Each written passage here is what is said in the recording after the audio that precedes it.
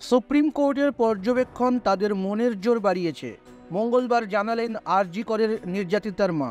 তার কথায়, মেয়ের মৃতদেহ দাহ করার ৩ ঘন্টা পরে এফআইআর হয়। এই দেরি নিয়ে প্রশ্ন উঠেছে দেশের সর্বোচ্চ আদালতে। এর সঙ্গে আন্দোলনকারীদের ওপর বল প্রয়োগ না করার যে নির্দেশ সুপ্রিম কোর্ট দিয়েছে তাকেও স্বাগত জানিয়েছেন তিনি। সর্বোচ্চ আদালত সিবিআইকে বৃহস্পতিবারের মধ্যে স্ট্যাটাস রিপোর্ট জমা দিতে বলেছে, তবে তা নিয়ে মা মন্তব্য করতে চাননি। পাশাপাশি তিনি বলেন, সমস্ত রাজ্যবাসী তথা দেশবাসীর কাছে আমার বিনীত অনুরোধ, আমরা যতক্ষণ বিচার না পাই সবাই সত্যটা জানার ও বিচারের দাবিটা যেন জানিয়ে যান। এদিনই নির্যাতিতার বাবা মাকে ফোন করেছিলেন রাজ্যপাল সিভি আনন্দ বোস।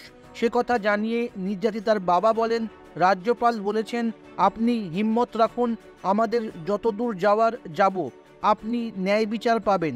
সিবিআইকেও আমরা সেই সময়ের অধ্যক্ষ, অ্যাসিস্ট্যান্ট সুপার, এমএসভিপি সহ বিভাগের সবার নামে বলেছি। প্রমাণ লোপাটের চেষ্টা হয়েছে, এ ব্যাপারে কোনো সন্দেহ নেই। প্রমাণ লোপাট করাও সংবিধানে শাস্তিযোগ্য অপরাধ। মেয়ের মৃত্যুর খবর পেয়ে আমরা যাওয়ার পরে দুপুর থেকে সন্ধ্যা পর্যন্ত ছিলাম, কিন্তু অধ্যক্ষ আমাদের সঙ্গে একবারও কথা বলেনি। কথা জানানোর সঙ্গেই নির্যাতিতার বাবা বলেছেন, আমাদের ধারণা অধ্যক্ষ কিছু লুকোনোর চেষ্টা করছিলেন। যাকে গ্রেফতার করা হয়েছে সে আসল দোষী বলে আমরা মনে করি না।